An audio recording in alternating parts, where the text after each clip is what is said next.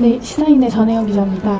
윤석열 전 대통령이 의원님한테 나라를 위해서 역할을 해달라라고 말을 해서 그 말 듣고 오늘 대선에 출마하시는 건지, 그게 맞다면은 위헌 위법적인 비상계엄을 선포해서 파면된 대통령의 말을 듣고 이제 대선에 나오는 것이 부적절하다는 비판이 있을 수 있는데, 여기에 대해서 어떻게 생각하시는지 궁금합니다. 대통령의 말씀으로 출마를 결심하지 않지만 결심하는 것은 아닙니다. 그 대통령과의 대화는 구체적으로 말씀을 드리기는 어렵고요.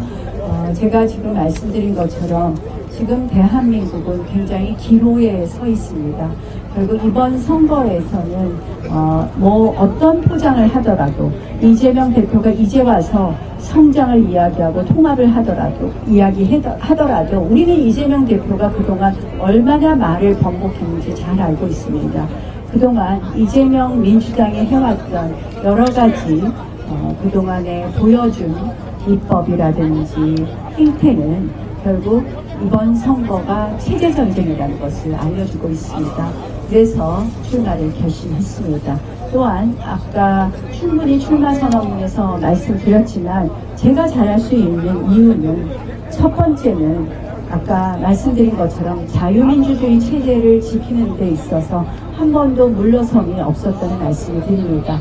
일단 여러 가지 북한이 인권법 문제라든지 종전선언을 막아낸 이야기만 했지만 그동안 이 5선 국회의원을 하면서 이런 자유민주주의 체제와 관련된 것, 근데 제가 초선 때는 국가보안법 폐지가 가장 큰 이슈였습니다. 이런 부분에 있어서 가장 늘 선명한 목소리를 냈습니다. 두 번째로는 지금 우리는 결국은 이번 선거를 우리가 이긴다고 했을 때 마주한 것은 거대 야당입니다. 의회를 안고 정치 복원을 하지 않으면 또다시 불행해집니다. 결국 대통령이 되어서 일을 할 수 있느냐 마느냐, 이 국정 마비의 늪에 빠지지 않느냐는 것은 거대 야당과 어떻게 의회의 정치를 복원하느냐입니다. 그래서 저는 의회주의자 출신의 정치인이 이번 대선의 가장 큰 적임자라고 생각을 합니다. 의회를 무시해서도 안 됩니다. 의회와 같이 갈 수밖에 없습니다. 이 의회를 가장 잘 알고 가장 잘 다룰 사람이 누구겠습니까? 또한 우리 여당의 힘을 엮어내야 합니다. 여당이 또다시 분열하고 여당이 내 탓하고 여당이 대통령과 갈등을 일으키는 그런 여당이 되어서는 안 됩니다. 결국 의회를 다룰 줄 알고 그리고 여당의 힘을 통합해서 결집시킬 수 있는 그런 후보는 오랫동안 당을 기반으로 해서 정치한 사람이 필요하다. 그래서 당을 한 번도 떠나지 않고 5선 국회의원을 한 저 나경원이 적임자라고 그리고 해낼 수 있다는 말씀을 드립니다. 정치 복원 없이 어떠한 미사 여부도 어떠한 정말 포장도 이뤄낼 수 없습니다. 우리 통상안보 전문가, 경제안보 전문가 다 모셔올 수 있습니다. 인사 잘하면 그런 사람들 다 엮어서 일하면 됩니다. 가장 중요한 것은 지금 대한민국 정치 복원이라고 생각합니다.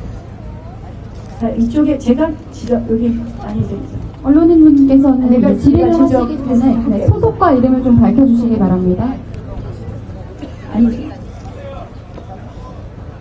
네, SBS 안희재 기자입니다.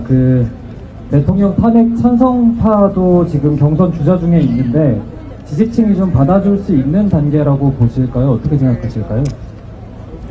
저는 여기에 대해서 제가 왈가왈부 언급하지 않겠습니다. 결국 우리 지지층들이 판단할 문제라고 생각을 합니다. 이 손들을 너무 많이 드시는데 내가 시키면 의상하겠다. 네, 뒤에. 네, 안녕하세요. 저 테넷마이크 선우윤호 기자입니다. 오늘 오전에 연금개혁 관련 세미나에 갔다 오시면서 청년들 주머니 지킬 것이라고도 언급하셨고, 오늘 언급하신 공약들도 그렇고 2030 특히 청년층에 대해서 신경을 많이 쓰시는 걸로 보입니다.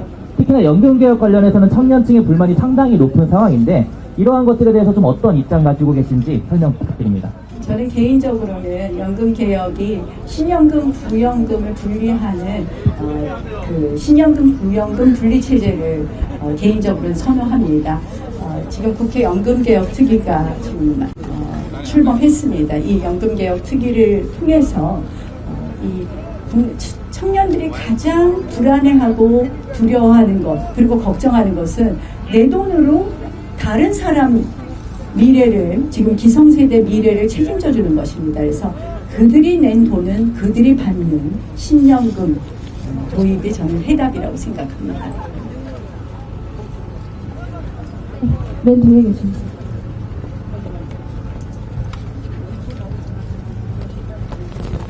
예, OBS 윤총 기자입니다. 안 그래도 지금 의원님과 함께 뜻을 같이 했던 여러분들이 후보로 이렇게 나서셨는데요. 좀 어떤 생각을 갖고 계신지 좀 듣고 싶고요. 차후에 어떻게 보면 경쟁자인데 어떻게 포섭을 해서 함께 나아가실지, 그리고 직접 대통령 의지가 있는 만큼 본인이 본선에 나가실 걸로 예상이 되는데요. 어떻게 설득해서 함께하게 하실지 좀 이야기 듣고 싶습니다. 저는 모든 후보의 애국심을 믿습니다. 저희가 이 대선을 출마하는 가장 그 근저에는 애국심이라고 생각을 합니다. 그 애국심을 함께 한다면 저희가 앞으로 결국은 본선 승리를 위해서 충분히 대화하고 또 여러 가지 다른 대안들을 마련해낼 수 있다고 생각합니다.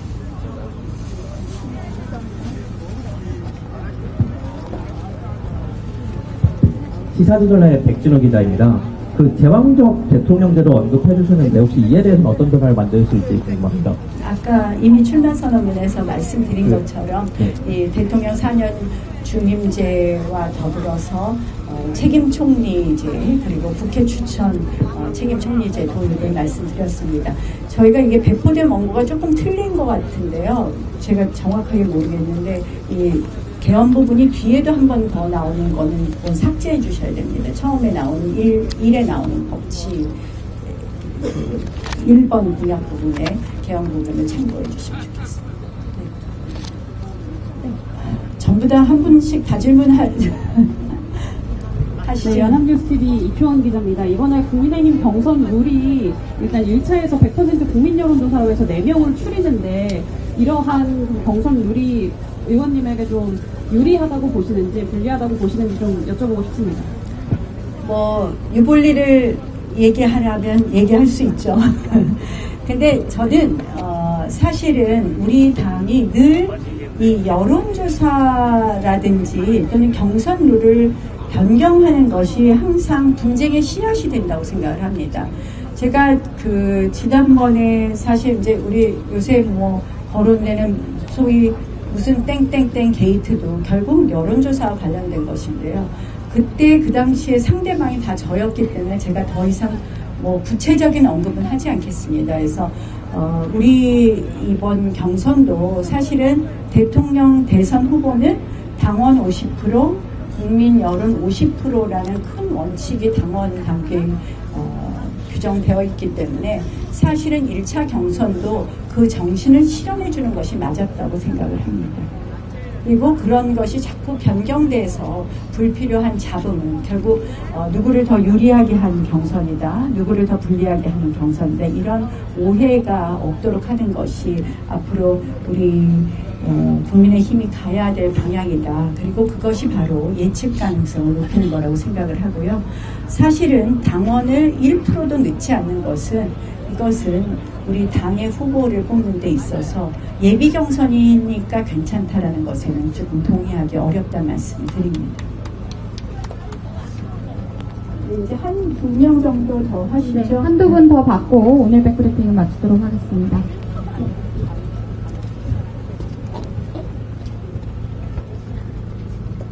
네, 두 가지 질문 있는데요. 먼저 소속과 이름 밝혀주시기 바랍니다. 채널A 남영주 기자라고 하는데요. 첫 번째는 아까 언급해 주신 사전투표 폐지 관련해서 이게 구체적인 방안, 선거개혁의 방안에 대해서 궁금하고요. 두 번째는 어쨌든 1차 경선 이후에 4명으로 추려지는데 아무래도 이제 김문수 장관과의 지지 층이 겹칠 수도 있다는 그런 얘기들이 나와서요. 거기에 대해서는 어떻게 생각하시는지 궁금합니다. 첫 번째 사전투표 폐지는 사실은 이제 이 선거 관리에 대해서 굉장히 국민들의 불신이 크고 그것이 지금 어떻게 보면 국민 통합이 아니라 갈등의 씨앗이 되고 있습니다. 특히 이제 사전투표 제도는 저는 이 선거 운동 기간을 13일을 보장해야 된다는 선거법 규정에 어긋난다고 봅니다.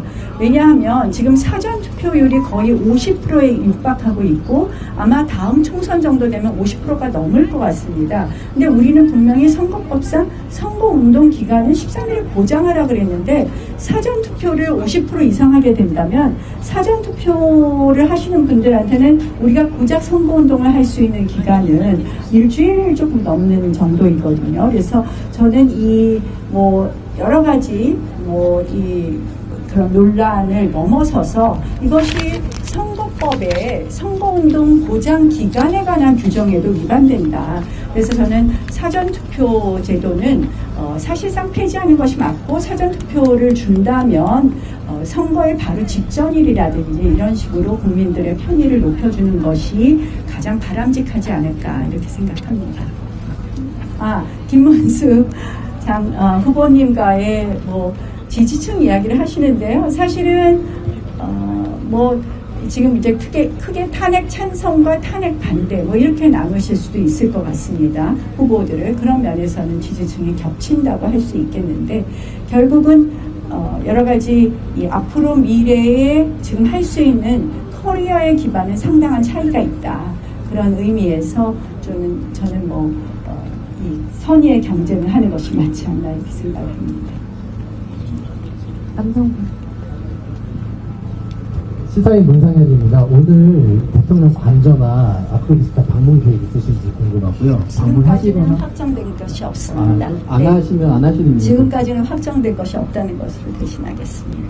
질문 받겠습니다. 이제 마지막 질문 받겠습니다. 저 뉴스타파의 홍여진 기자라고 합니다. 아까 이제 국회의원님께서 나경원 의원님께서 의회주의자라는 점을 굉장히 강조를 해주셨는데요. 계엄군이 바로 이 국회의사당에 진입할 때 계엄군을 시민들이 계엄군을 막고 군용 차량을 막아설 때 의원님께서는 그 역할을 하지 못하셨습니다. 그 국회의원에게 부여됐던 의원으로서의 권한을 제대로 행사하지 않으시고 탄핵안 투표에도 불참하셨는데요. 그 사례에 대해서 먼저 책임을 인정하고 사과부터 해야 한다는 이런 의견에 대해서는 좀 어떻게 생각하시는지 궁금합니다. 의견은 다양하니까 이런 정도로 답변을 하도록 하겠습니다. 오늘로써 언론인 대상 백브리핑을 마치도록 하겠고요. 앞으로 많은 의견 나눌 수 있도록 하겠습니다. 감사합니다. 이로써 나경원 의원의 제21대 대통령 선거 출마 선언식을 마치겠습니다. 원활한 진행을 위해 협조해 주신 모든 분들께 진심으로 감사의 말씀 드리겠습니다.